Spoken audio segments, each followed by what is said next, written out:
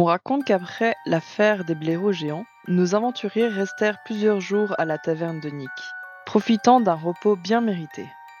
Le feu crépitait, les murs s'effritaient un peu plus chaque matin, et Berry, la petite drachéide, continuait de voler des jus de pommes comme si c'était un droit ancestral. Autour d'une table bancale, le groupe étudiait le tableau des quêtes, espérant remplir leur bourse.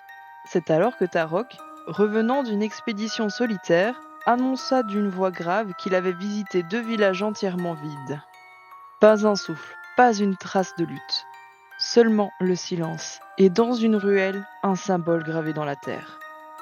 Le même symbole que celui que Bob Damido avait dessiné dans son grimoire, le même que celui tatoué sur le bras de Kéris. Une ombre passa sur le visage du nécromancien, mais il ne dit rien. Pour se changer les idées, Bob lut les quêtes disponibles. Tarok, lui, ne voulait qu'une chose, retrouver Toby le poulet, disparu depuis plusieurs jours. Avant de partir, ils passèrent à la forge. La fille du forgeron, seule aux commandes, leur rendit le bouclier. Croix, enthousiaste, lui demanda de fabriquer une armure pour Anki, l'Ankeg apprivoisé. La jeune forgeronne eut un haut le cœur en voyant la créature, mais son professionnalisme prit le dessus. Elle accepta de créer un torse, un casque, des renforts pour les mandibules, et Croix lui donna une fourrure pour décorer l'ensemble. De retour à la taverne, Nick les envoya vers la femme en pleurs. C'était elle qui avait perdu Toby. Elle leur indiqua les ruelles où le poulet aimait se promener. Elphonse trouva une tenue de rechange abandonnée dans un coin. Personne ne se posa de questions. Et ainsi commença la quête du poulet. Ils fouillèrent chaque ruelle, chaque cour, jusqu'à ce que Bob découvre une boîte de graines renversées. Les graines formaient un chemin. Le nécromancien le suivit, et ce chemin le mena à un gigantesque tas d'immondices. Tout en haut trônait Toby, fier comme un roi.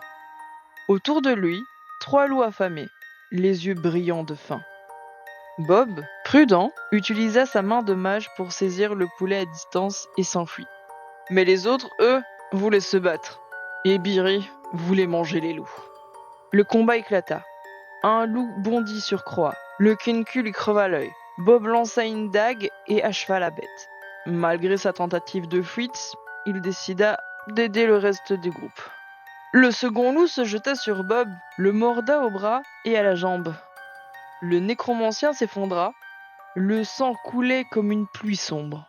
Tarok chargea, frappa si fort que le loup fut projeté dans les airs. Elphonse tira une flèche dans le poitrail du 3e. Berry, imperturbable, planta une flèche entre les 2 yeux du dernier loup. Croix demanda à Tarok de le lancer. Le colosse le souleva et le projeta comme un javelot vivant. Croix transperça le loup restant de sa dague de part en part. Le poulet fut sauvé. Berry demanda à le manger. Le groupe refusa.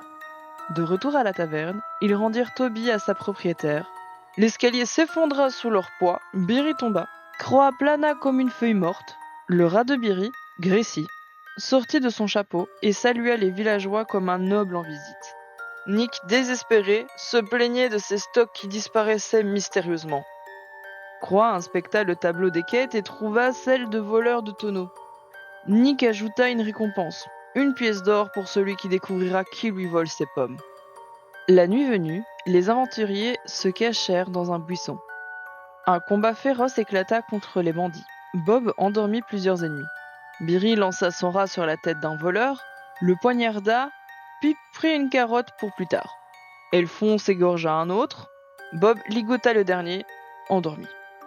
Ils présentèrent ce voleur à Nick, qui sauta de joie avant de traverser le plancher. Croix le dégagea, et Nick, honteux, avoua ses soucis. La taverne tombait en ruine, il n'avait plus de vivres, plus d'argent. Alors il proposa un marché. Les aventuriers rachetèrent la taverne, Nick la répare entièrement et continue d'y travailler. Tous les bénéfices reviennent au groupe, tant qu'il lui paye un salaire. Croix proposa un nom, les chats blancs du clair de jour. Nick l'adopta immédiatement. Le lendemain, le nain se mit à rénover la taverne avec une énergie nouvelle.